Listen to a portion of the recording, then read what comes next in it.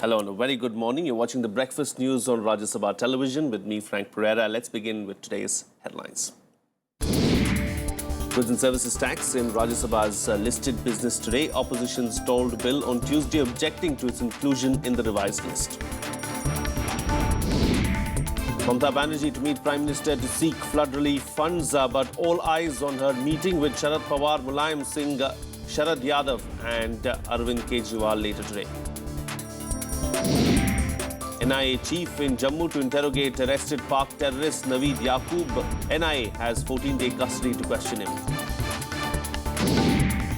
First test between India and Sri Lanka to be played at Galle. Men in blue to field 5 bowlers. Lankans aim for a fitting farewell for Sangakkara. And top Indian shuttlers PV Sindhu and Kidambi Srikanth earned contrasting wins in their respective matches to advance at the World Badminton Championships.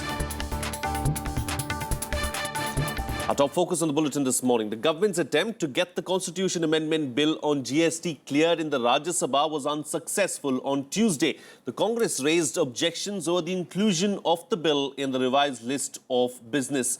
Finance Minister Arun Jaitley once again accused the key opposition party of deliberately scuttling the bill. Here's a report. The much-awaited 122nd Constitution Amendment Bill, which is the first step in the rollout of the GST regime, was listed by the government in the revised list of business in the upper house for Tuesday. After passing the test in the Lok Sabha, the bill needed a two-third majority in the Rajya Sabha to clear passage. However, the main opposition party, Congress, objected to it, saying no time has been allocated by the Business Advisory Committee and hence it should not be taken up. Today's revised list of business has listed this Constitution 122nd Amendment Bill, for which no time has been allocated. I have confirmed it has not come in the bulletin, it has not come before the House. No time was allocated in the Business Advisory Committee, nor this issue was even discussed. So I take very strong objection to that, sir, that this is violation of the rule. Finance Minister Arun Jaitley stood up for moving the bill amidst the din and accused the Congress of stalling the economic growth of the country. That they want to stall the economic progress of this country. The issue relating to the External Affairs Minister is merely a pretext. The real reason is they don't want Indian economy to grow, and that is why section after section they have been looking for one pretext or the other to make sure that the GST legislation, which will give a boost to India's GDP and economy, is not passed. If the Congress party wants the economy of this country to slow down, when every political party is in support of it, they must candidly say so. They don't need any pretext in order to say this. With Congress members shouting slogans in the well,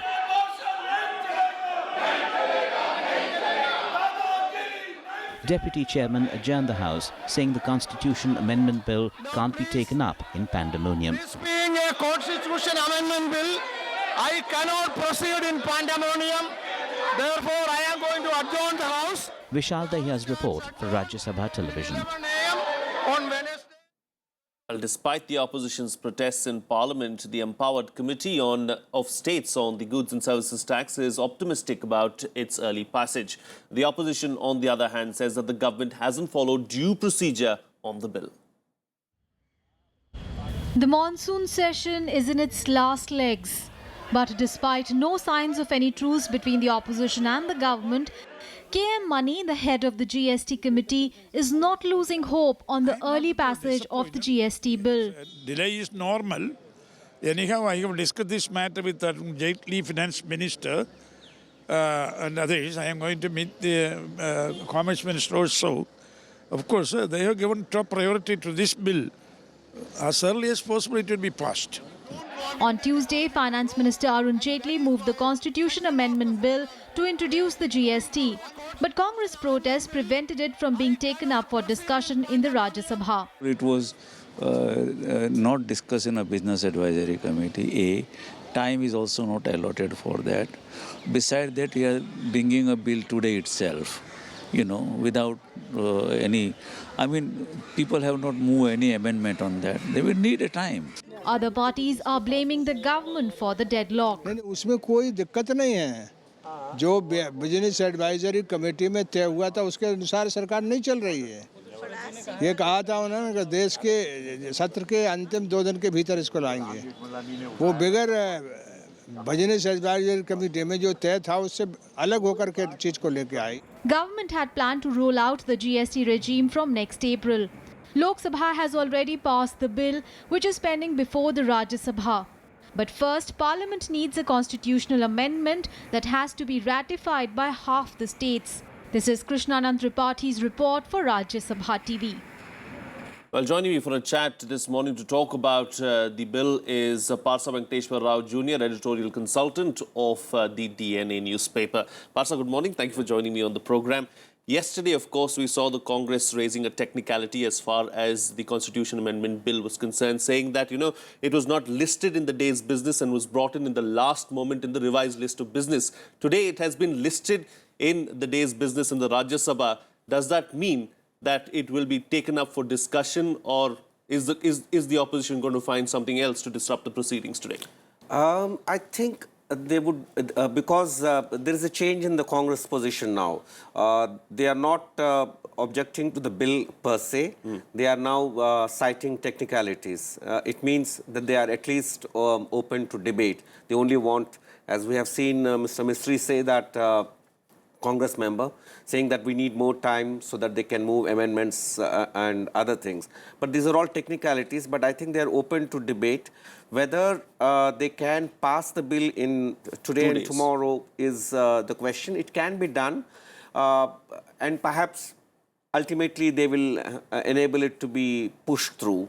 But I think more or less it's a question of there is no dissent or no differences in principle about the bill as such. There are some technicalities which need to be discussed, but I think the government is also sort of pitching the bill at as the real cure for the Indian economy, which perhaps is justified in terms of political rhetoric, because the moment you pass the constitutional amendment bill, the moment you roll it out, it will take time before it can have its impact on the economy, and the results will show. But I think somewhere the start has to be made, and the enthusiasm and the concern of the government to roll out GST is justified. Unfortunately or fortunately, the UPA failed to bring it on, because everybody had objections, and a detailed and very tortuous discussion had to be gone through at the level of the empowered state finance ministers. I think that hurdle has been crossed. There is some amount of consensus on that issue. But I think the details are still a matter of debate. Indeed. Everybody is not... for example, Anna DMK is opposing the bill apparently for on principle, saying that we would lose out revenue because of the GST, and the compensation being offered in the bill of 1% for the states for a transitionary period of 2 years doesn't seem to satisfy everybody, and others are saying that it will have a cascading effect. Yes. So there are issues to be debated, and it is true that it needs to be debated at length. Indeed. But then the opposition did not allow the House to function throughout. So they cannot say that you have brought it at the last minute and we didn't have the time to discuss. Indeed. Because you had the whole session to discuss the thing, and it could have been the looked at more detail. But I think the government too, I think, should have moved towards the opposition, not as a... I think government is also anxious to push the GST as a matter of prestige also, apart from... To take something to the people, saying that, saying that they have done it in this period. But that's natural. I think we can't blame the opposition for trying to obstruct the bill on technical details, or can we criticize the government for saying that we want to push the bill through? But ultimately, the bill has to go through. I think there is no two ways about it. Yeah, but then not just the bill going through, but then there is a lengthy process related to the bill as well, because it's a constitutional amendment bill that has gone through Lok Sabha. It needs 2/3 majority in the Lok Sabha. That proposal then has to be taken to the states. And half of the states have to ratify. And half of the states have to ratify it. So it's a lengthy process, isn't it? Can it meet the deadline of April 1st, 2016 as the Finance Minister Arun Jaitley I is looking think at that it? is the concern of the government, that the process will take time before it can be rolled out on for the deadline of April 1st. But I think the Congress is trying to play the game, saying we'll pass it in the winter session and there'll still be time. But I think that is cutting it too close. So it's better that if they can debate it today and tomorrow to the extent possible and then pass it. You know, we saw the Finance Minister Arun Jaitley, of course, coming down very heavily on the Congress yesterday, saying that the Congress is deliberately ensuring that economic policies are not taken forward and ensuring that India's GDP struggles in the process. Is the government relying too much on the GST at the moment? Yes, I think because the rest of the economy is sluggish for various reasons and it is not the fault of the government, the move on the tax front would appear that there is some amount of work being done by the government to facilitate growth. But that is political rhetoric, you know, and political rhetoric is, you can't fault it either for being rhetorical because that is the name of the game. But what we have to see is, Finance Minister Jaitley has made an interesting observation that the Congress has not accepted its defeat of 2014 gracefully enough. That is the very accusation that was hurled at BJP in 2004, that they didn't accept their defeat. So it's part of the political repartee, I think. But apart from that, the Congress, I think, is quite keen, as much as BJP, to push through, because Manmohan Singh and Chidambaram were very, very enthusiastic about the GST. Yes. So I think, and they had convinced the Congress party that this is the way to go forward. But whether it is the Congress or the BJP, offering the GST as really the magic formula to set the economy right, I think it's a bit exaggerated. All right. On that note, we'll have to leave it at that. Thank you so much, Parsa, for putting things into perspective for us as far as GST is concerned. Moving on now, West Bengal Chief Minister Mamta Banerjee will meet Prime Minister Narendra Modi today to demand adequate funds from the Centre for Post-Flood Reconstruction work in her state, where loss of property has been estimated at about 30,000 crore rupees. According to reports, Banerjee will meet the Prime Minister at his residence at 7 Racecourse Road at 4 p.m. today. On Tuesday, Mamta met Delhi Chief Minister Arvind Kejriwal over dinner. After meeting, Mamta said that the two discussed a wide range of issues, including politics. Today, the leaders will be meeting again at NCP Chief Sharad Pawar's residence, along with JDU Chief Sharad Yadav and Samajwadi Party Supremo Mulayam Singh Yadav. बहुत सारे बातचीत हुआ राजनीति का बारे में, और केजरीवाल जी मेरे को एक इनवाइट भी किया है, एक सेमिनार करने जा रहा है, क्या कर रहा है उन्होंने ही बताएंगे। तो हम जरूर आने की कोशिश करेंगे, हम जरूर आएंगे, और हम भी कोलकाता में आने के लिए इनवाइट करते हैं, और सब हम लोग एक साथ में काम करते हैं तो हमारा स्टेट आगे बढ़े तो सेंट्रल भी आगे बढ़े। तो if state is strong, federal structure is strong, then centre is also strong. बहुत सारी लड़ाइयाँ सब लोगों को मिलके लड़नी है।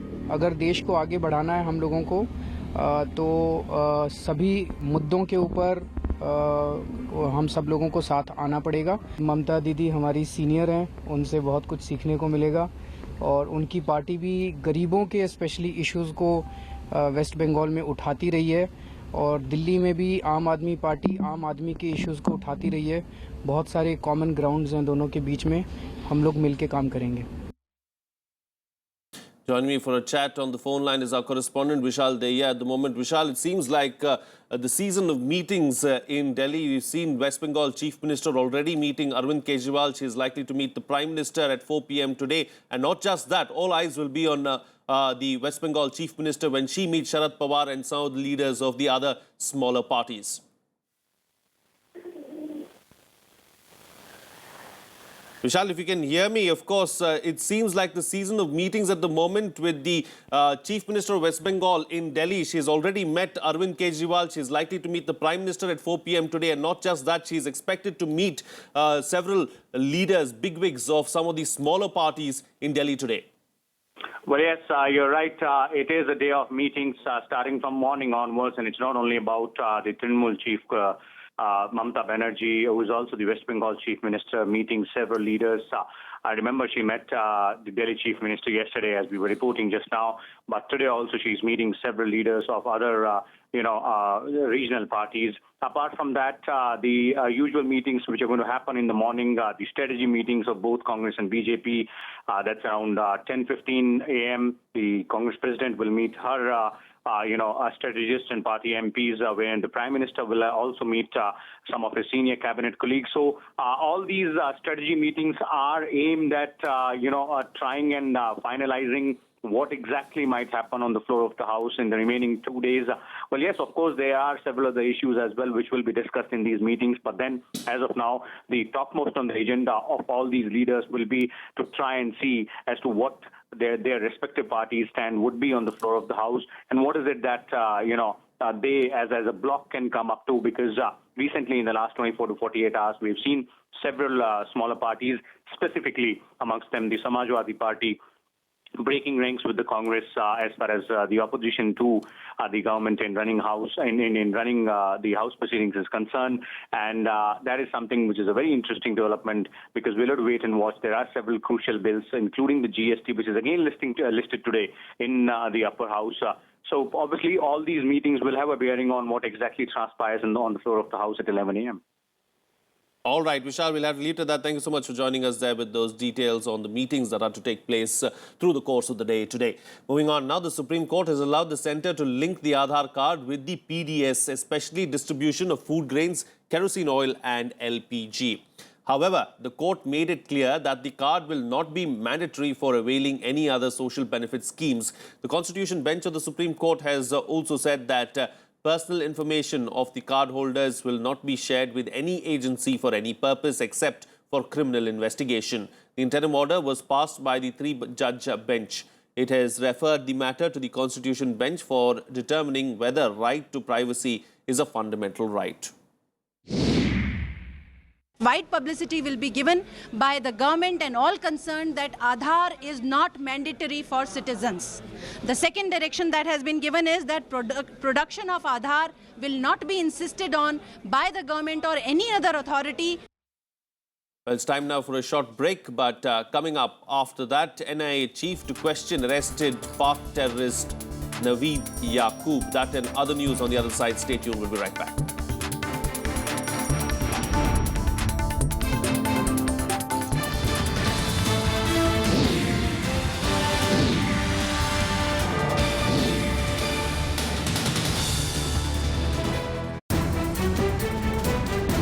New government in New Delhi. New faces. People are not investing because they are scared of your tax administration. New thinking. The auction process is a fair and good process. You cannot have a one-size-fits-all reform policy. For insights and perspective. Judiciary should be more concerned about corruption within itself. The Modi government slogan of "Achhe din aane wale hain." Soon the people's slogan will be "Hamare purane din lauta do." The biggest show on economic policy. Watch State of the Economy.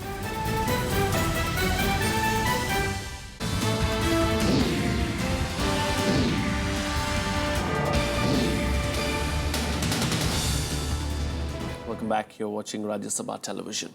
Well, a special court granted the National Investigation Agency and the Jammu and Kashmir Police 14-day remand of Lashkar-e-Toiba militant Mohammad Naveed Yaqub, who was captured last week. NIA Director General Sharad Kumar is expected to visit Jammu today to interrogate the militant. NIA chief's purpose is to ascertain the progress made in the investigation being carried by the state police. There's a possibility of Naveed being brought to Delhi for further interrogation. NIA has booked him under various sections of the IPC for waging war against the nation. Both the NIA and the state police are jointly investigating the case. The NIA is also set to seek court permission for conducting a narco-analysis test on Naveed Yaqub. Let's take a quick look now at what are the stories that are expected to make news through the course of the day in our segment, The Day Ahead. The The BJP's Parivartan Yatra is part of its publicity drive to mobilize people of Bihar in the run-up to the assembly election will be flagged off today. Home Minister Rajnath Singh will launch the party's Parivartan Yatra from Sonepur, Bihar. Finance Minister Arun Jaitley, Shipping and Surface Transport Minister Nitin Gadkari and Chemicals and Fertilizers Minister Anant Kumar would also launch the other phases of the Yatra. The BJP leaders would meet locals and also hold meetings during the Parivartan Yatra in the state. The state has been divided into 4 zones for the purpose. The Supreme Court will hear an appeal by former Union Telecom Minister Dayanidhi Maran against a Madras High Court order to cancel his bail and asking him to surrender in a case relating to abuse of office. A day after his bail was cancelled, Maran moved the top court seeking an urgent hearing. A 3-judge bench allowed the plea for urgent hearing of the petition seeking anticipatory bail in the case. Governor-designate Acharya Devrat will be administered the oath of office by the Himachal Pradesh High Court Chief Justice Ahmed Mir at Raj Bhavan in Shimla today. Devrat will be sworn in as the 27th Governor of Himachal Pradesh. Chief Minister Veerbhadra Singh, Cabinet Ministers, leaders of opposition Prem Kumar Dhumal, Deputy Mayor of the Shimla Municipal Corporation, MLAs, civil and police officers and dignitaries are to be present for the ceremony. Delhi Congress President Ajay Maken and street vendors will sit on a hunger strike from today to protest the non-issuance of licenses and demand immediate implementation of Street Vendors Act of 2014. For the party, the issue is one of great significance as it would provide a nucleus for its attempts to regain its lost position in the national capital ahead of the 2017 municipal elections. Moving on to some international news now, Turkish Prime Minister Ahmet Davutoglu has said that they will push for a no-fly zone over northern Syria to protect civilians. Davutoglu added that he will work with the US to protect refugees fleeing both IS and the Syrian government forces. His comments came even as US denied reaching any agreement with Turkey on Syria's safe zone. According to UN survey, Turkey is home to over 1 million refugees. He also criticized all 5 permanent members of the UN Security Council for failing to make a strong decision to stop the atrocities in Syria. He also denied reports that Turkey is supporting Islamic State and other extremist groups. There's no agreement on some kind of zone. What we've talked about and what we've agreed on is, as I said, using Turkish facilities, take the fight against ISIL in northern Syria, clear that area. And we talked a lot about this with, bringing back with the goal of bringing back local government, local autonomous governments, and those refugees who want to return can return. Well, let's take a look now at the other international stories in our World Wrap. Iranian Foreign Minister Javad Zarif will be in India tomorrow, his first ministerial trip to India after Iran struck the landmark nuclear deal. Zarif is expected to call on Prime Minister Narendra Modi and will hold talks with External Affairs Minister Sushma Swaraj and Transport Minister Nitin Gadkari. Early in May, both India and Iran had signed an agreement to develop Chabahar port in Iran's southeastern coast, which would provide India a sea-land access route to Afghanistan bypassing Pakistan. In a rare move, authorities in Texas fired a white police officer who shot and killed an unarmed black college football player. The move comes in the wake of raging anti-racism protests across the United States. Officer Brad Miller was in the final stages of field training when he shot Christian Taylor. Taylor allegedly drove his SUV through the front window of a car dealership showroom. Miller shot him as he did not comply with initial calls to surrender. Police officials will now hand over the case to the grand jury, who will decide whether to charge him. Scuffles broke out on the Greek island of Kos amid attempts to relocate migrants to a football stadium for registration. Police forces used batons and sprayed fire extinguishers as they tried to impose order on the crowds. Greek authorities are struggling with rapidly growing number of migrants and refugee influx from war-torn countries like Syria, Iraq and Afghanistan. According to UNHCR, over 1 lakh migrants have landed on Mediterranean islands. Investigators in Netherlands have found fragments of suspected Russian missile system at the flight MH17 crash site in Ukraine. The new findings could help figure out the culprits behind the crash. MH17 crashed on land held by Russian-backed rebels in July 2014, killing all 298 on board. Ukraine and the West have accused pro-Russian rebels of shooting down the plane.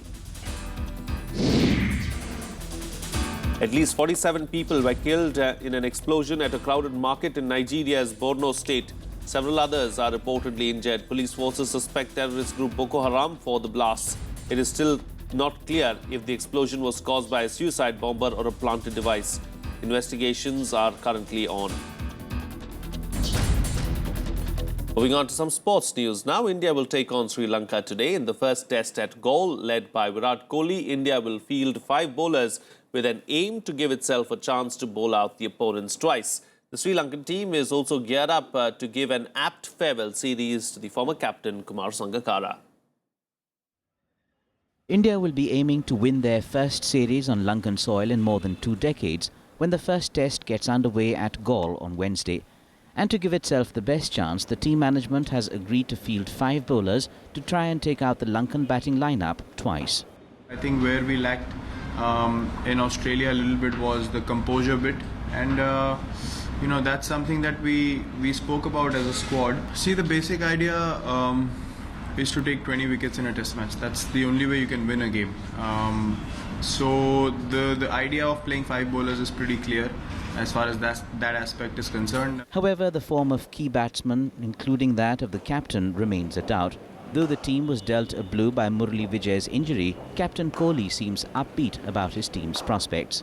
And I'm able to play with a different sort of attitude on the field, because I'm not really thinking or stressing too much about my batting, and I'm rather thinking about what can be done in the field for a particular bowler or as a team what we need to do. This will be the last test series of former Lankan batsman Kumara Sangakkara, and his team will be banking on him against India. It's going to be a tough challenge, and they know the conditions. It's not very different to Indian conditions. I mean, they are quality spinners, and they've got a very balanced team, and even with the paces, they're quite up there. They're quite experienced. They've been playing, in the past few years, and then they've had a good run. So gloomy weather looms on the first test at Galle. The forecast says the first day could see rain hampering the game. Bureau Report, Rajya Sabha Television. Some more sports news now. Top Indian badminton players PV Sindhu and Kidambi Srikanth started their campaign at the World Badminton Championships with contrasting victories in the women's and men's singles competitions, respectively, in Jakarta. The 11th-seeded Sindhu, who clinched the bronze medal in the 2013 and 2014 editions of the tournament, had to work hard for 50 minutes to move past her Danish opponent Line Jarsfeldt 11-21, 21-17, 21-16 in the women's singles second round. She will next take on Olympic champion and world number 1 Li Juri of China in the pre-quarterfinals. In the men's singles event, it was not difficult for third-seeded Srikanth as he brushed aside Australia's Michael Fariman 21-10, 21-13 in just 24 minutes in a lopsided match. The Indian Open winner will face Chinese Taipei's Su Zhenhao next in the second round. Also, it's the end of the road for doubles pairs of Manu Atri and Sumit Reddy, as well as Mohita Sahadev and Danya Nair, with both combinations suffering first-round losses in their respective categories. Meanwhile, the trio of Srikanth, Pranoy and Kashyap will be in action later today.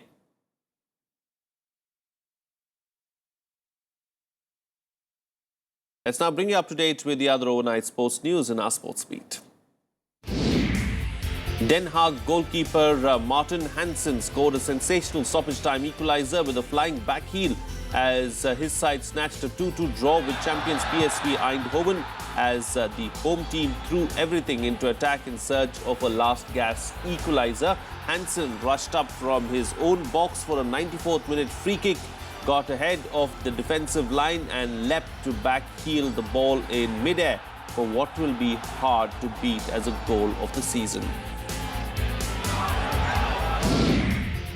Hours after scandal-plagued FIFA appointed Swiss Francois Carrad as chairman of their reform committee, the US attorney who is handling the investigation into corruption scandal in the football's world governing body warned that superficial changes would not be enough. FIFA earlier announced that its former Director General Francois Carrad would chair its reform committee.